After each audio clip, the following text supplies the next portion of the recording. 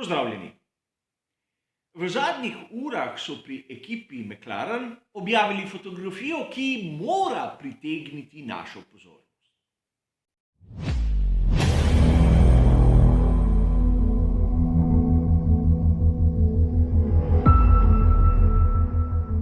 V času pred začetkom same sezone skušajo vse ekipe Formule 1 držati nas, navdušence, pod neko napetostjo. Zato vidimo nek cikličen pojav raznih objav, ki nam skušajo prikazati, naprimer, kakšni bodo novi bolidi. In mnoge ekipe nam servirajo dobesedno prazne zgodbe in izmišljene renderje. Zato tudi sam redko kdaj reagiram na take objave. Naprimer, verjetno ste zapazili, da pri objavi ekipe Williams sploh nisem posvetil tisti fotografiji nobene pozornosti. Prvič zaradi tega, ker so sami povedali, da so na nek model bodočega bolida prestavili tisto lansko barvno shemo, čeprav marsikateri avtor tega ni razumel. Čeprav pri Williamsu so to eksplicitno napisali, dvakrat na eni in isti objavi.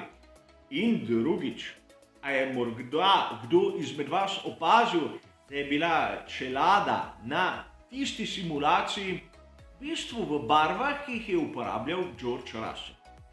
Zato takim objavam ponavadi ne dam pravzaprav nobene teže. A večjo pozornost posvečamo fotografijam. Sicer tudi tu bi lahko šlo za modele in tudi fotografije z današnjo tehnologijo se dajo popraviti. A pri ekipi McLaren so izdali celo serijo fotografij, kjer nam nekako kažejo, da njihov bolid je že v pripravi. A poleg tistih lepih artističnih posnetkov vidimo enega, ki je izjemno zanimiv. Ta kaže delavca, kako končuje tisti del okrog varnostnega loka novega McLarena. In sedaj se bo bolid klical MCL36 ali MCL36M, bomo izvedeli. A na fotografiji je razvidno kar nekaj podrobnosti, ki so lahko za nas, navdušence, izjemno zanimive. In tu na začetku moram poudariti nekaj. Ekipe ne pokažejo nič po nesreči. Vse je naštudirano in seveda v tem delu leta mislim, da nobena ekipa Formule 1 ne more več spreminjati podobe svoje šasije. Zato marsikatera podrobnost je tudi dokončna in če jo vidi konkurenca, tudi pri njih ne morejo več spremeniti tisto bistvo. A začnimo s tistim, kar vidimo. In to je zgornja vstopna reža, ki se nahaja med merilnimi napravami. Vidimo lahko, da je ta, vsaj po mojem občutku, na moj pogled malce ožja od tiste, ki smo jo videli lani na modelu MCL35M.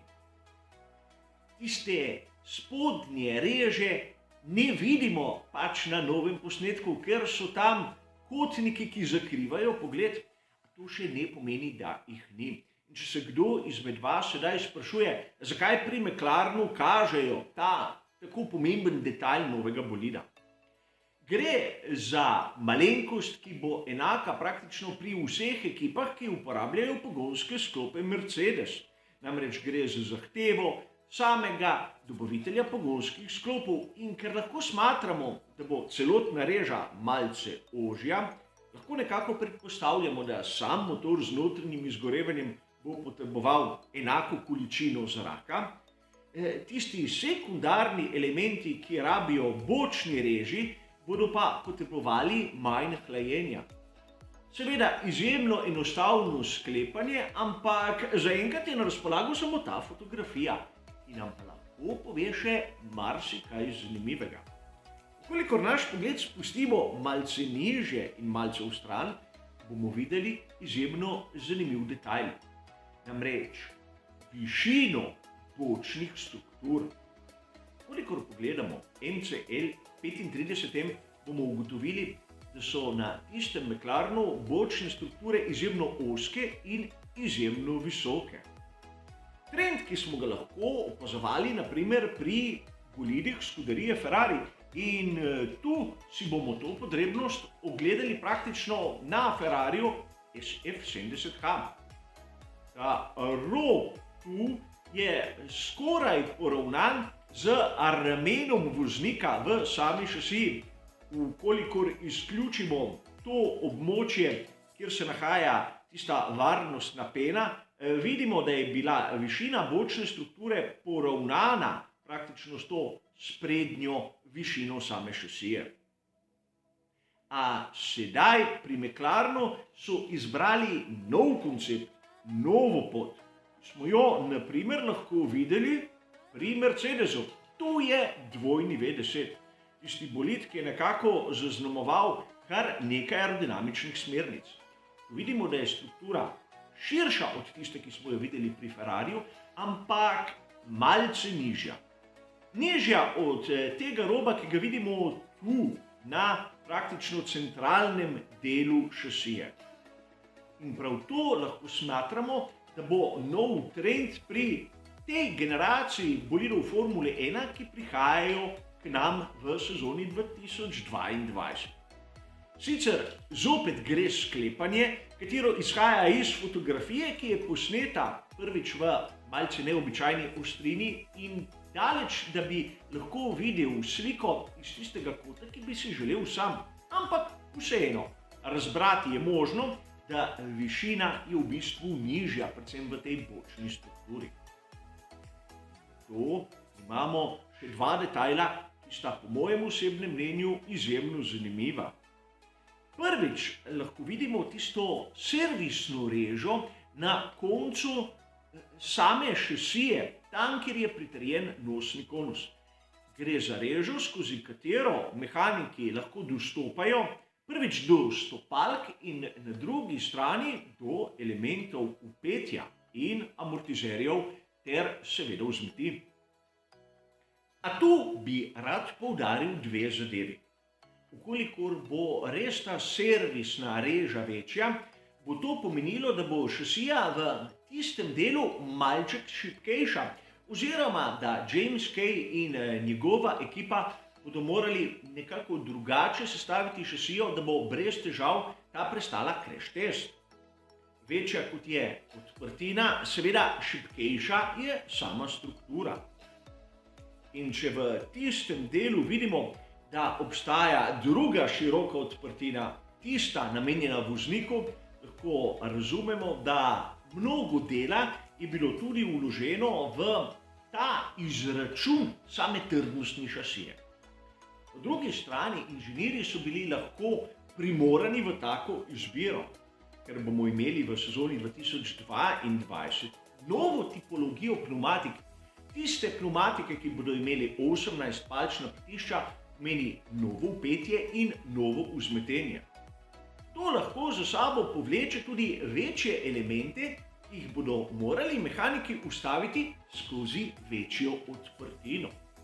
In čeprav fotografija še zdaleč ne pove, koliko in če res je večja ta reža, lahko začnemo razmišljati tudi v tej smeri. A fotografija, ki jo vam bom sedaj predstavil, je tista, ki je bila objavljena s strani ekipe McLaren. Mnogi avtorji, ki so povzeli to novico, so fotografijo malček odrezali in s tem so izgubili, po mojem mnenju in po mojem videnju, izjemno pomemben detajl. Kolikor pogledamo to fotografijo v celoti, bomo lahko videli, da tam pod režo izgleda, da se šasija McLarena rahlo zoži. In zopet se bomo sedaj za trenutek vrnili k maketam. Kolikor pogledamo Ferrarija SF70H, bomo videli, da prav v območju vpetja ni bilo nobenega zožanja, kar je pomenilo, da je šlo za bolid s poimenovanim širokim nosom, nekako klasiko, ki smo jo videli v prvem delu druge polovice zadnjega desetletja. In seveda, če pogledamo drugo maketo Mercedesa dvojni V10, bomo videli, da prav v tem delu, takoj po koncu šasije, pri prvem vpetju se je oblika zožala in imeli smo predstavnika bolidov s tako imenovanim ozkim nosnim konusom. Seveda, ni mi dano znati, kakšne bodo oblike novi bolidi v sezoni 2022, ampak če malček pogledamo ponazaj, če si malce predstavljamo, kaj bi to lahko pomenilo, lahko sklepamo, da oblika samega bolida se bo v območju prednjega vpetja zožala. Sedaj ni mi dano vedeti, če bo nov McLaren res tako obliko prednjega dela, kot lahko sam sklepam iz tega posnetka, ki je vse prej kot idealen. A vseeno, iz ene same slike smo lahko razbrali marsikaj. In kot sem povedal, fotografija, če seveda ni prirejena, ponavadi ne laže. Zato jo imam sam, bistveno raje kot razne renderje, ki nam kažejo vse tisto, kar si nekateri želijo videti in nam ne pokažejo tistega, kar v resnici bomo videli na samem bolidu. Za začetek, zato prvo pravo fotografijo nove serije bolidov, ki jih bomo videli v prihajajoči sezoni 2022, je to vse. Hvala za vašo pozornost. Ja, seveda.